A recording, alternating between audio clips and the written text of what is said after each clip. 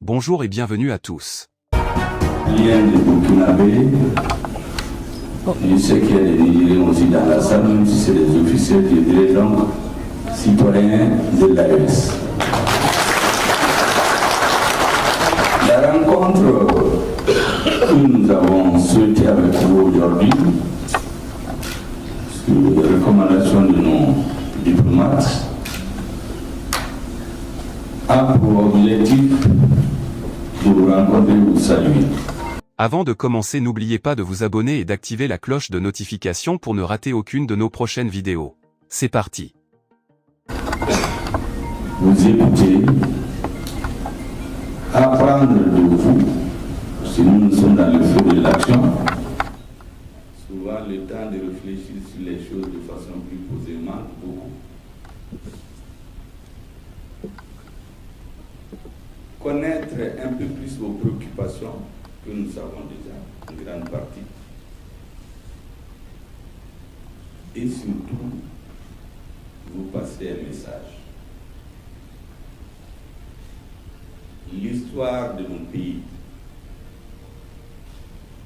sous la haute direction des trois chefs d'État,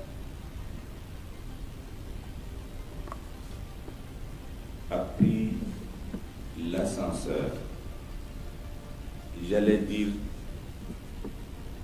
a choisi une accélération jamais égalée dans l'histoire récente de l'Afrique. Vous savez que les peuples ont toujours souhaité être ensemble. Les frontières que nous avons sont des frontières artificielles. Ceux qui ont des parents anciens combattants savent très bien que de l'armée coloniale, ce qu'on appelle abusivement les tirailleurs sénégalais, autrement dit les Africains noirs de l'Afrique de l'Ouest, leur langue de travail c'était le doula pratiquement. Parce qu'en réalité, les vrais combattants, les hommes les plus braves, ils venaient du Sahel, de la Haute-Volta en son temps, du Niger et du Mali. Ces hommes et ces femmes ont toujours souhaité être ensemble. Les contingences politiques ont souvent amené à des considérations loin des préoccupations des peuples. Aujourd'hui, un heureux concours de l'histoire, survenu à la suite des malheureux concours de ce qu'on appelle abusivement la lutte contre le terrorisme, ce heureux concours a fait que des dirigeants ont émergé de ces trois peuples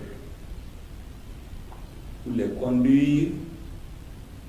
Nous sommes convaincus, nous souhaitons vers des lendemains meilleurs. Ces lendemains reposeront essentiellement sur l'affirmation de la personnalité de leur peuple, de la souveraineté de leur État sur l'ensemble de leur territoire national,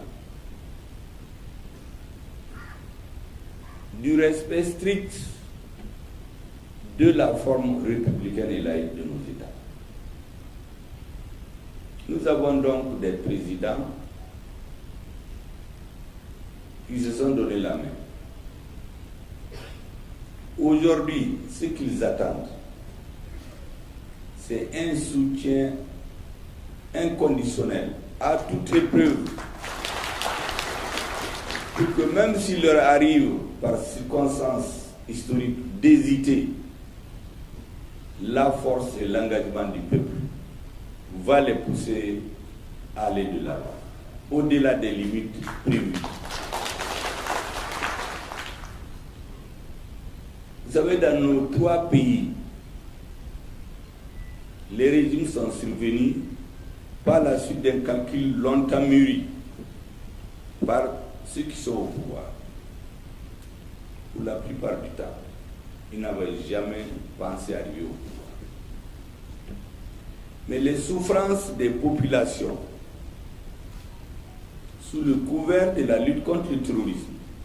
Donc l'insécurité est à la base de la survenue des gouvernements de transition dans nos trois pays. Et aujourd'hui, la claire conscience que ces hommes ont, qui sont tous des hommes qui ont fait le terrain, ont commandé sur le terrain, c'est que sans l'affirmation totale de la souveraineté de nos États, l'affirmation de leur indépendance totale vis-à-vis de certains donneurs de leçons, nos peuples ne pourront pas aller de là. Une fois cette donnée acceptée par tout le monde, donc la ligne est tracée. Tout le reste, nous comptons beaucoup sur votre engagement, sur vos conseils, sur vos idées, sur vos orientations pour aider les gouvernements à résister. Parce que l'AES n'est pas du goût de tout le monde, pour ne pas dire plus.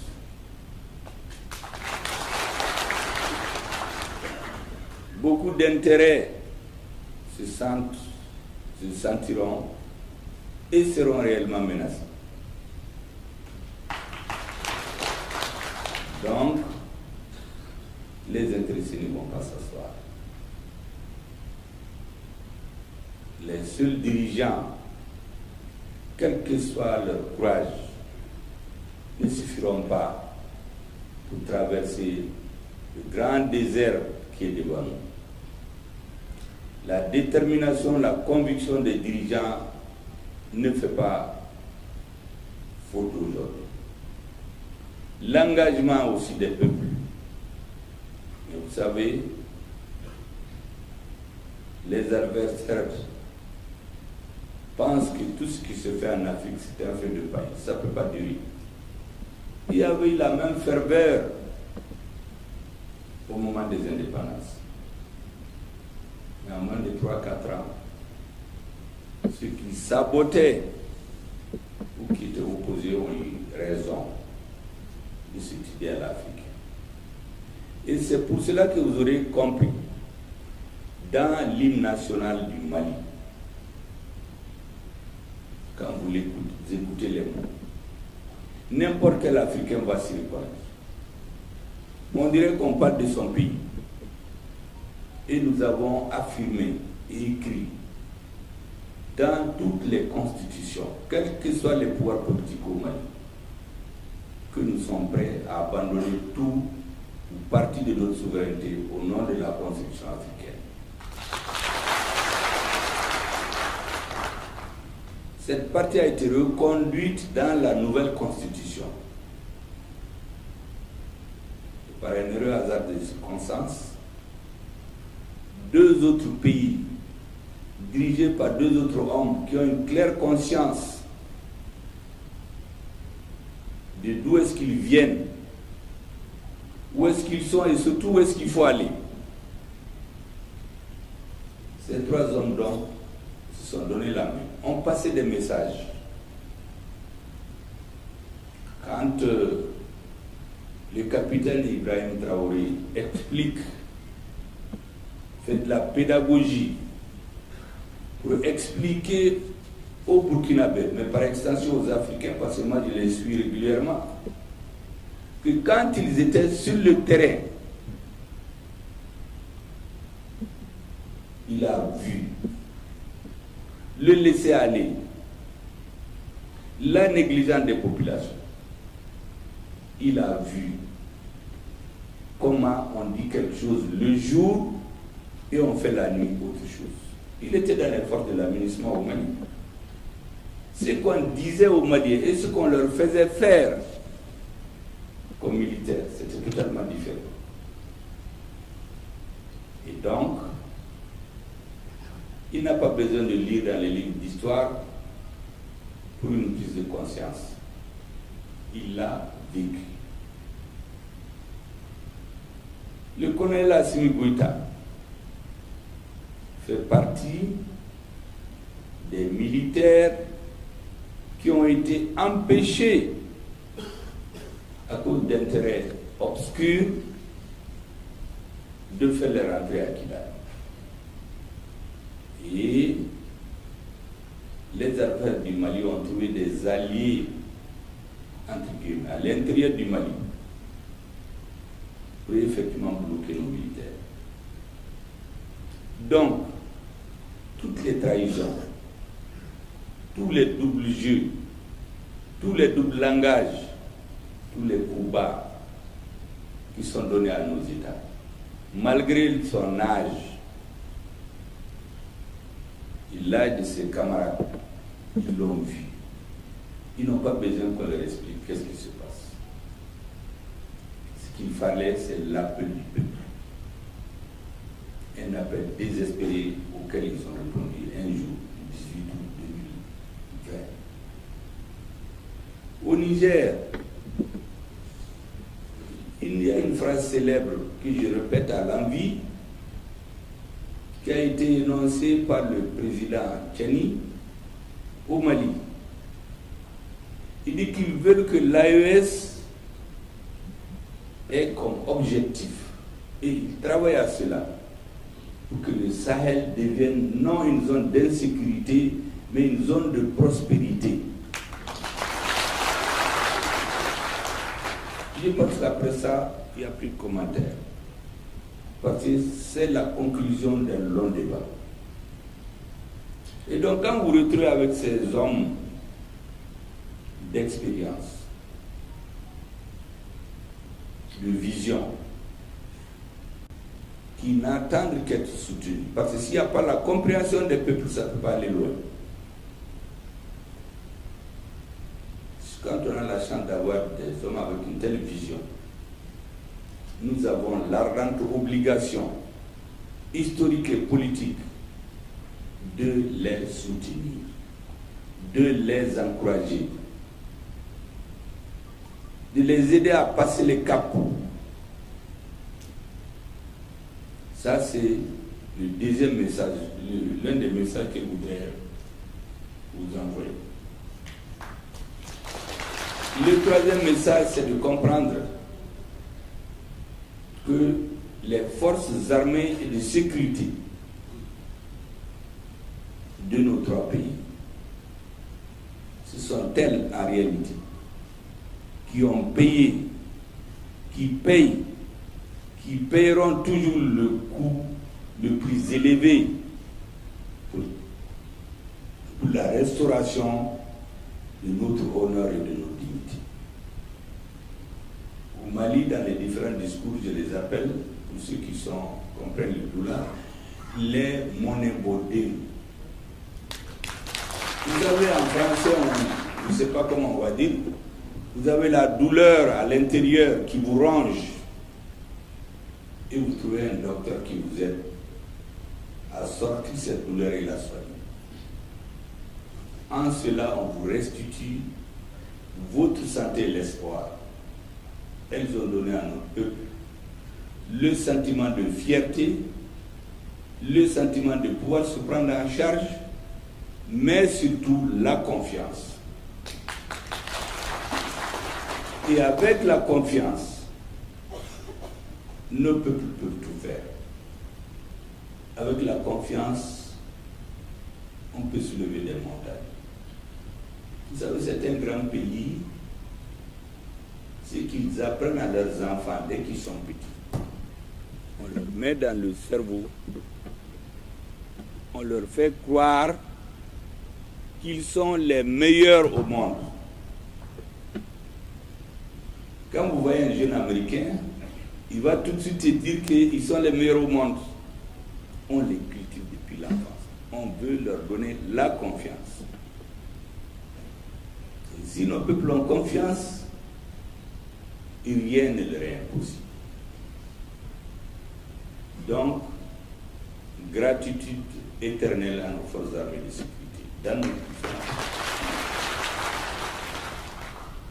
Ce qui s'est passé récemment au Burkina Faso, c'était pour en finir avec le pouvoir en place, une horde de plusieurs centaines de terroristes venus détruire une ville, un village, pour déstabiliser les autorités et faire perdre la confiance des populations dans leurs forces armées. Et c'était l'objectif recherché. Ils ont échoué lamentablement. Le Mali a pris Kidal. Tous les Africains sont sentis soulagés. Comme par hasard, ceux qui nous imposent tout le temps des sanctions n'en ont pas parlé. Ils n'ont rien vu, ils n'ont rien entendu et ils n'ont rien écouté. Ils ont fait un sommet, personne n'a parlé de la prise de Kidal. Or, notre armée a pris Anéfis. Anéfis, depuis 2012, a échappé à l'autorité de l'État. A pris Kidal, qui était un vrai bunker préparé par la communauté internationale des terroristes. Au point que quand nous donnons rendez-vous à l'aménagement à 8h, on vient nous dire qu'ils sont partis depuis 4 heures. Au motif qu'il y a l'insécurité. Mais ils sont venus pour sécuriser les Maliens. Si vous ne pouvez pas vous sécuriser, vous allez sécuriser qui? Mais nous avons compris le jeu. En réalité, toutes les armes blindées, beaucoup d'armes dangereuses qu'ils avaient, ils avaient transmis ça aux terroristes. Récemment, notre armée a bousillé beaucoup. Des blindés transmis aux terroristes. Et nous avons surtout pris Aguelhok. C'est là que l'armée malienne a été atteinte dans son honneur et sa dignité en 2012. Les soldats maliens ont été égorgés, éventrés. Et nos parents arabes et touaregs qui étaient parmi fidèles à l'État malien, on les a éventrés pour sortir les intestins, les égorger. Pour quel but? En réalité, c'est pour les terroriser, l'armée malienne, faire perdre confiance à notre armée, 2. Et troisièmement, un message aux Arabes et aux Touaregs. Sinon, celui qui est mort, comme disent nos parents ivoiriens, Cabri mort là, il n'a pas peur de frigo ni de feu. Vous les avez déjà tués. Pourquoi vous allez les éventrer ou les égorger? Les Arabes et les Touaregs. En 2012. Et notre armée vient de prendre Aguelhok.